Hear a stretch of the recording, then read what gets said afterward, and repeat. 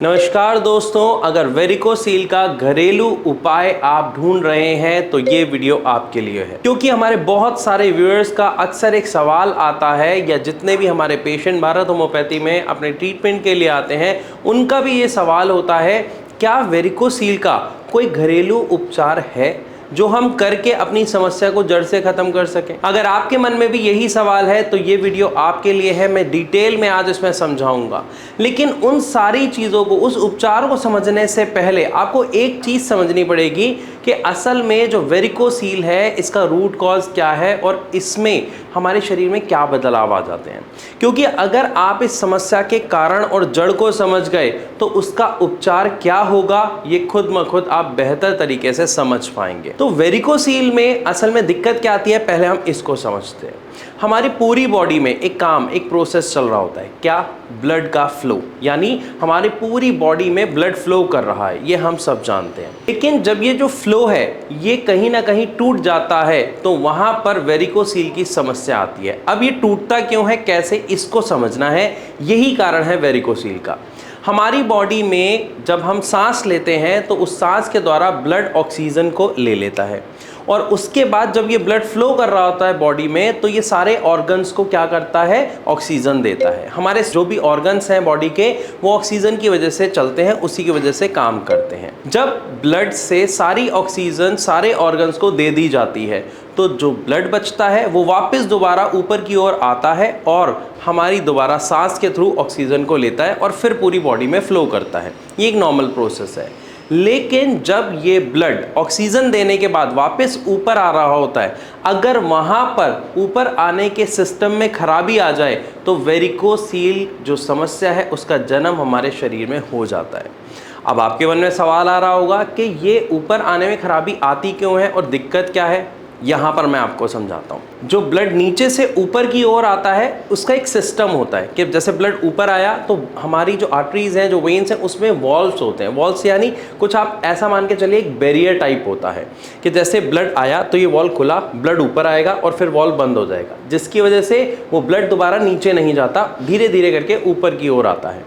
लेकिन अगर ये वॉल्व खराब हो जाएं, इसमें जान ही ना रहे, ये ओपन एंड क्लोज करने का काम ही बंद कर दे और ऑल द टाइम ओपन रहे, तो क्या होगा? ब्लड प्रॉपर तरीके से ऊपर नहीं आ पाएगा और जो फ्लो है वो प्रॉपर तरीके से नहीं हो पाएगा।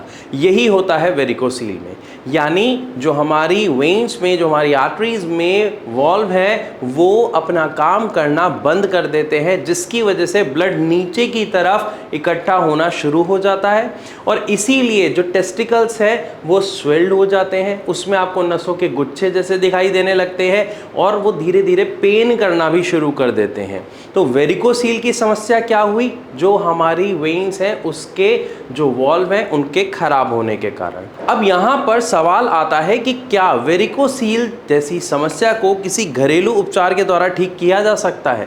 अब आप खुद बताइए, हम नॉर्मल खाना खा रहे हैं, फ्रूट्स खा रहे हैं, वेजिटेबल्स खा रहे हैं, अच्छी डाइट ले रहे हैं, लेकिन फिर भी अगर ये वॉल्व वाली प्रॉब्लम आ गई तो अब इसको ठीक कैसे करेंगे? क्या हम कुछ ऐसा एक्स्ट्रा खा लेंगे जिससे ये ठीक हो जाएगा? नहीं ना, ये नहीं पॉसिबल है। तो यहाँ पर आपके सवाल का जवाब आपको मिल जाता है कि वेरिकोसील का कोई भी घरेलू उपचार नहीं होता है। जी हाँ, आप अपनी समस्या में थोड़े से, जैसे उसका जो दर्द हो रहा है उसमें आराम पा सकते हैं, अपने जो ब्लड फ्लो है उसको थोड़ा सा चेंज कर पा सकते हैं, लेकिन आप अपनी समस्या को जड़ से खत्म घरेलू उपाय के द्वारा नहीं कर सकते हैं। अब यहाँ पर दूसरा सवाल आता है कि जब आप डॉक्टर के पास जाते हैं तो डॉक्टर यहाँ पर आपको कहते हैं कि कोई दवाई से भी इसका इलाज नहीं हो सकता है। अगर आप एलोपैथिक डॉक्टर के पास जाते हैं तो वो आपको एक ही चीज़ बताएंगे, सर्जरी। लेकिन यहाँ पर मैं आपको बताना चाहूँगा कि बिना सर्जरी के भी वेरिकोसील को ठीक किया जा सकता है और बहुत सारे पेशेंट जो भारत होम्योपैथी में अपने ट्रीटमेंट के लिए आए उनके अंदर रिकवरी आप देख सकते हैं। हमने बहुत सारे उनकी जो रिपोर्ट्स हैं, उनके जो टेस्टिमोनियल्स हैं वो शेयर किए हैं। आप उनमें जाके देख सकते हैं बिफोर और आफ्टर की रिपोर्ट, किस तरीके से उनको वेरिकोसील ग्रेड 3 था और उसके बाद धीरे धीरे बिल्कुल ख़त्म हो गया। ये पॉसिबल क्यों हो पाया? क्योंकि जो होम्योपैथिक मेडिसिन होती हैं उसका कोई साइड इफ़ेक्ट नहीं होता, पहली चीज़। दूसरा, जो हमारी होम्योपैथिक मेडिसिन होती हैं वो समस्या की जड़ पर काम करती है, जिसकी वजह से आपकी जो समस्या है वो जड़ से खत्म हो जाती है और उसके दोबारा आने के भी चांसेस ना के बराबर होते हैं। लेकिन इसी के दूसरी तरफ अगर हम बात करते हैं एलोपैथिक ट्रीटमेंट की, तो वहां पे सिर्फ सर्जरी ऑप्शन है और उसके बाद भी कोई गारंटी नहीं होती कि ये दोबारा नहीं होगा। तो यहाँ पर आप क्या चुनना चाहते हैं, अपनी बॉडी में सर्जरी करवाना, चीरफाड़ करवाना, या फिर नॉर्मल आम सी शुगर बॉल्स के साथ जो दवाई मिक्स हो के आती है, जिसको हम नॉर्मली कंज्यूम करते हैं, उसके द्वारा अपनी समस्या को जड़ से ख़त्म कर देना। चॉइस आपकी है क्योंकि लाइफ आपकी है।